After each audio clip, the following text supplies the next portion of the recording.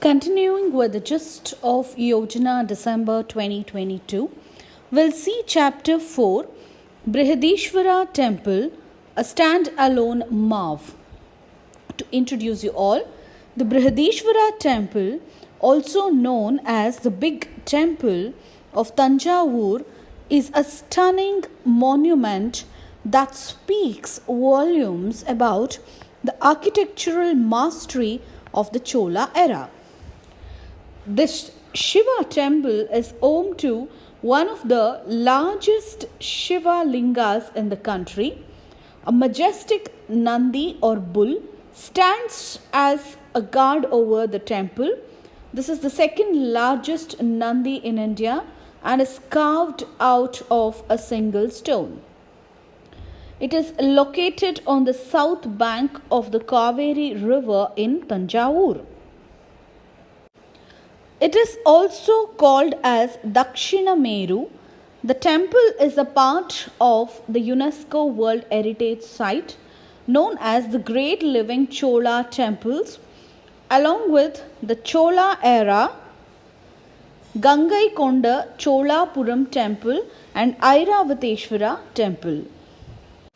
So here in the map you can see the location of Tanjavur in the Coromandel coast. The ancient city of Tanjavur is the cultural capital of the Kaveri Delta region.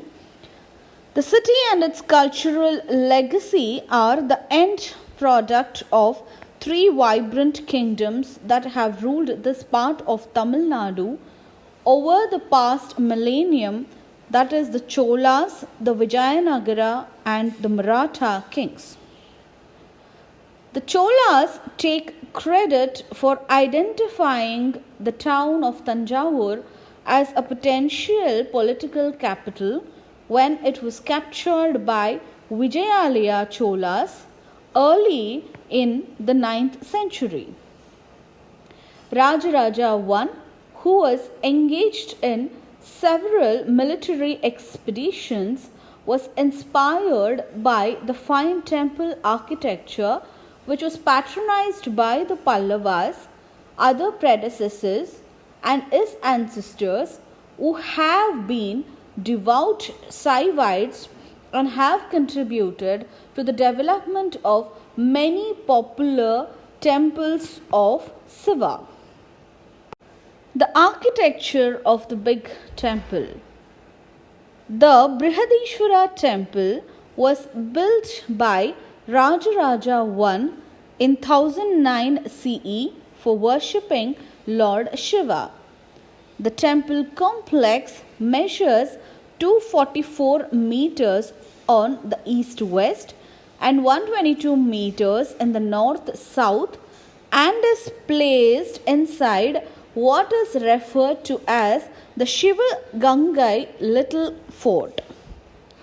This fortification is an addition taken over during the renovation by Sevappa Nayaka around the 17th century. There is also a moat, that is long wide channel running around this fortification which should be crossed to enter the temple complex. There are sub-shrines built in between the cloistered halls housing the shrines for the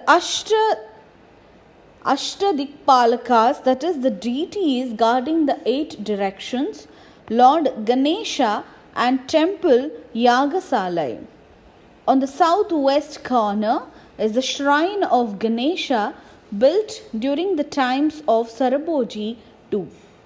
The shrine built during the times of Rajaraja, mentioned in the inscription as Parivara Alayattu Pillayar, was vandalized and hence the Maratha king built a new structure for him. This is an extremely ornate sculptural gallery that houses Subramanya along with his consort Valli and Devasena. The door guardians of this shrine sculpted out of a very shining granite stone, and the stone tub installed to collect ablution water are noteworthy for their workmanship. The pillared hall in front of the shrine has portrait paintings of the royal members of the Maratha kings. The Vimana.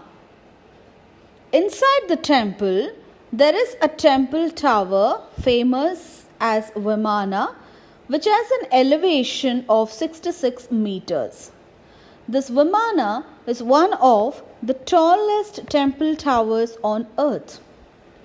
The Vimana stands on a square base measuring 29 meters. The proportioning of the successive tiers of the Vimana is the reason behind the visually appealing appearance of the structure. The pyramidal Vimana is corrugated with appropriate motifs, design features, and sculptures of various deities. The pinnacle is a spherical dome-like shikara on which sits the 12-foot-tall gold-plated kalasam. Epigraphic evidence says that Rajaraja I had presented a gold-covered finial to be fixed on the Vimanam on the 275th day of his 25th regnal year, that is 1009-10 CE. According to the Agamas, the Vimanam on top of the Sanctum Sanctorum is supposed to represent the Suk Malinga. It is considered a sacred mountain, and hence Rajaraja describes this Vimana as Dakshina Meru, the revered Meru mountain of the south. Hence, the topography of the Kailasha has been created as a stone bas relief on the eastern facade, decorated with the daily scene at Kailasha representing the divine family of Shiva with Devi, Ganesha, Muruga, Nandi, the Rishis, and other celestials. The Sanctum Sanctorum is approached by a series of mantapas from the eastern side. The Antarala is accessed from a fleet of stairs on the north and south sides. This is where devotees stand to offer their worship in front of Sri Rajarajeshwaram Udaya Paramaswamy, as the deity was called by Rajaraja himself. Nandi Pavilion. An equally interesting feature of the temple is the huge monolithic Nandi, the sacred bull, in front of the main shrine. The pavilion on which the Nandi sits is by itself a later period addition. The monolithic Nandi from the Nayaka period was brought in to replace the old Nandi installed by Rajaraja. The Mantapam was also constructed by them, and the ceiling of this Mantapam was painted with frescoes carrying the European influences. The Nandi installed by the Cholas is now placed on the south side of the cloistered hall running around the compound hall.